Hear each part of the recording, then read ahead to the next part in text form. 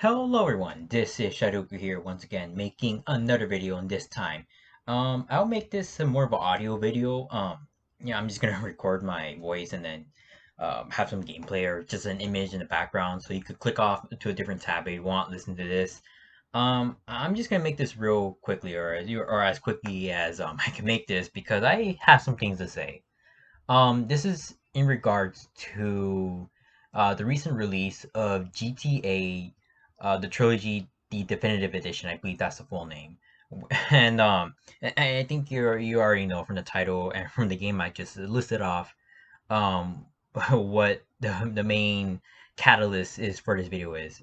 And it's not and I wouldn't say I'm necessarily frustrated. That's probably a little bit more of the word that probably describes my feelings for this game. Not even for this game, just for the whole context behind the game. And maybe even disappointed. Actually, that's probably a more better word.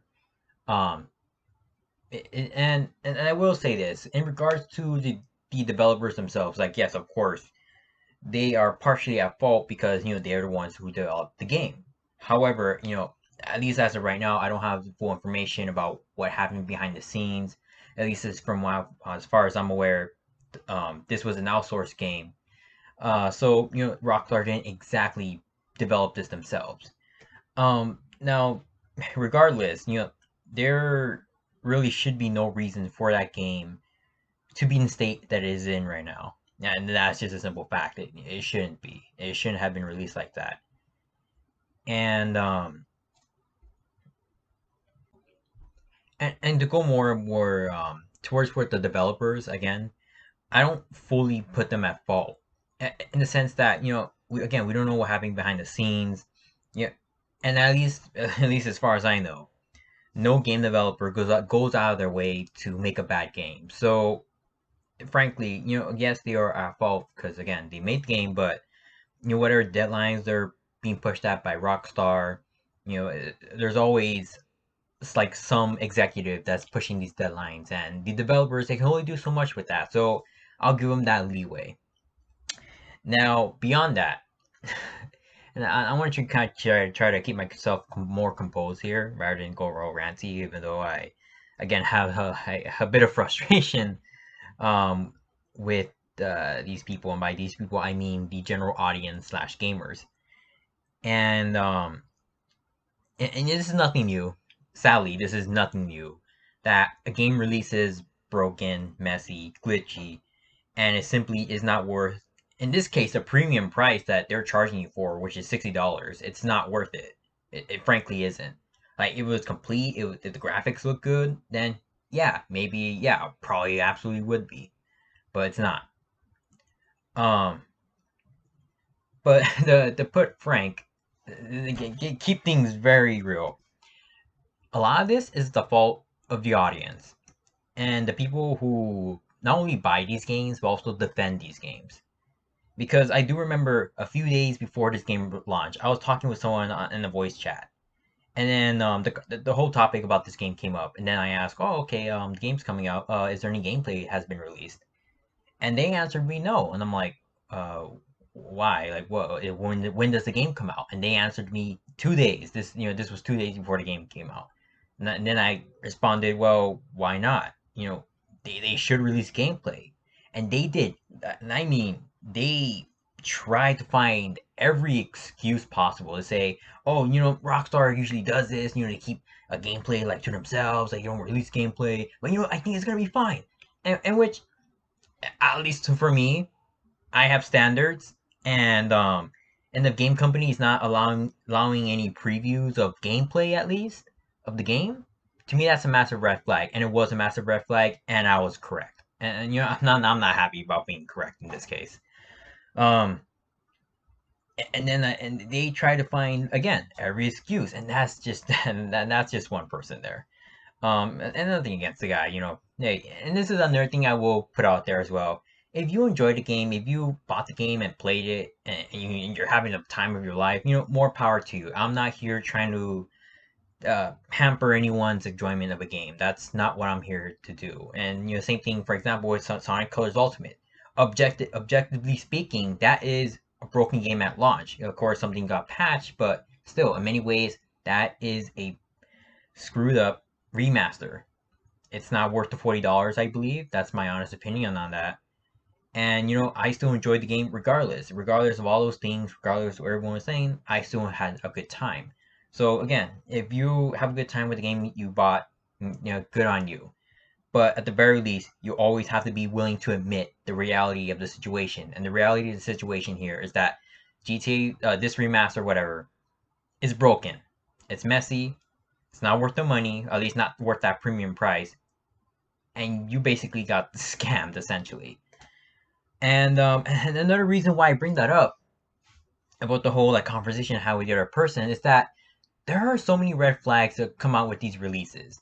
Whether it be no gameplay shown, uh, what's it called, CGI trailer. So again, that goes along with the whole no gameplay is being shown. Or these companies keep on doing this to the audience. They know, like, oh, this game is a broken mess, and the audience may know this game might be a broken mess, but they still defend it. Because I do remember, and actually I'll pull up on screen right now, where you're not going to see it unless I edit it in. Um, Let me pull this up. Where is this? Where is this? Yeah, here we go. So I remember back on the 22nd of October of this year, I had a conversation with a few others when the game first trailer came out, and then it showed the system requirements. And to me, this was the first major red flag. Well, at least there's two major red flags during this trailer. For one, the fact that this trailer came out then, and by looking at just the release date, that was only just a few weeks ago. There is no reason why a game should have a trailer released a few weeks prior to its launch. That close to release, no, to me that's a major red flag right there. Another thing, the system requirements.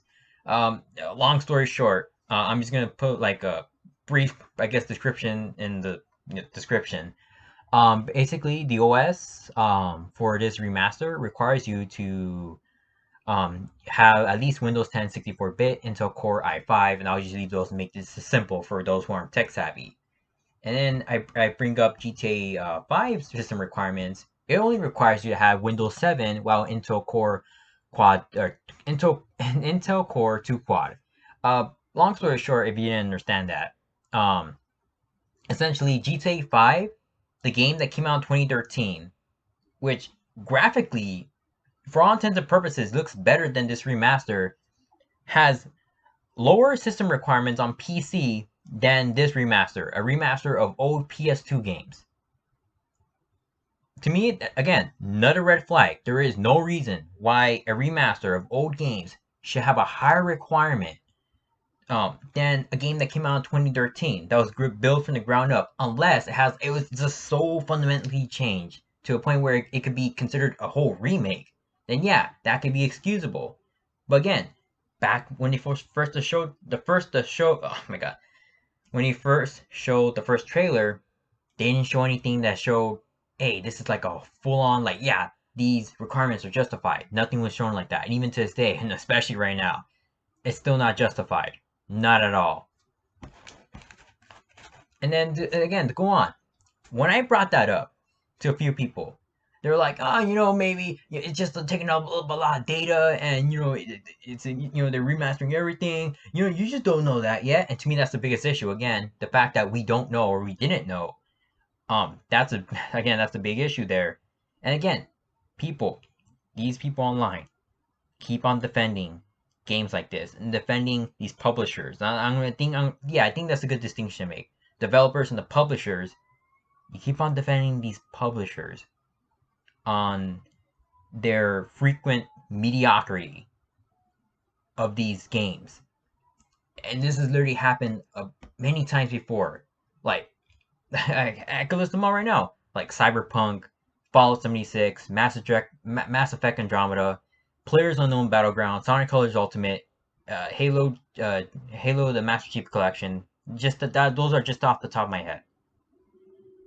And frankly, my last message right here, at least I want to be my lasting message here, is that for you gamers who keep on defending these games, again, you can enjoy them, that's great. But you have to be willing to accept and to admit the reality of this. When a game is just broken, and you were just indefensible. You can't defend stuff like this because by doing that, you are lowering your standards, and and by that result, we get trash games essentially. And I'm just saying that to be very blunt there. You get a game that's just broken, not worth the money at all. And the thing is, you wouldn't ever accept this in any other industry. You wouldn't go to a restaurant, order like a burger, have it be undercooked, and then have the chef say, "Oh, we're gonna cook it after you take a bite out of it." Like you just won't accept that. That's unacceptable. So why is it acceptable here? Why is it defendable for games? It's just insane to me. Like you guys, people defend this, make excuses, trying to tell me, oh no, it's okay, it's normal for a developer not to at least give out previews of the gameplay. And that's the thing, people were telling me as well, oh no, gameplay's already been released. And then I looked, okay, maybe I made a mistake. Maybe gameplay has been released. I need to check it out. And it was leaked gameplay from people who got it like on the PS4, not official gameplay from Rockstar themselves. You people always see these red flags coming up. No gameplay being shown, a trailer that came out weeks before the release, a studio or publisher rather, who are real secretive about these things. Again, these red flags happen constantly over and over again, and you all don't learn at all. And the reason I guess you could say I'm really, I guess you could say passionate about this is that, I like games. I like the art form. My channel, you can see, is based a lot on big video games. And to see stuff like this happen, it's frankly sad. It really is. It's just sad to see these publishers, frankly, take advantage of the stupidity, the mediocrity of us gamers. And now I'm using us here because it's all of us who buy these games. Like fall for the hype, and then when things happen, you either just don't accept it or like go like full defense mode and just like try to block out any negativity. And again, if you that's your prerogative, but that's also very harmful, and that leads to more games releasing like this. It's happened so many times. And I don't know about you, but I'm just fed up with it. The best I can do is just not buy these games and also speak out about these things. That's why I'm making this video. To speak out about this game, this poorly released game in its poor state. And hopefully for you guys to at least think about, if I don't want this, if I want my money's worth when I buy this game, what can I do? And and then that's really what I want this takeaway to be from this video. This is anyways, but yeah, that's what I have to say there. Yeah, I just need to let that out because again, I was getting a bit frustrated seeing these people defend this thing, making excuses, and then lead to this. And yeah, but that's all I have to say. Thank you for making this far. Thank you for even coming by to click on this video and watching. And and no matter what you're playing, glitchy mess or a polished game, I just hope you guys have fun. Video games are meant to be one thing, as a great man once said, fun for everyone. So that's my last message there. So anyway, thank you guys for watching. Hope you all take care of yourselves. See ya.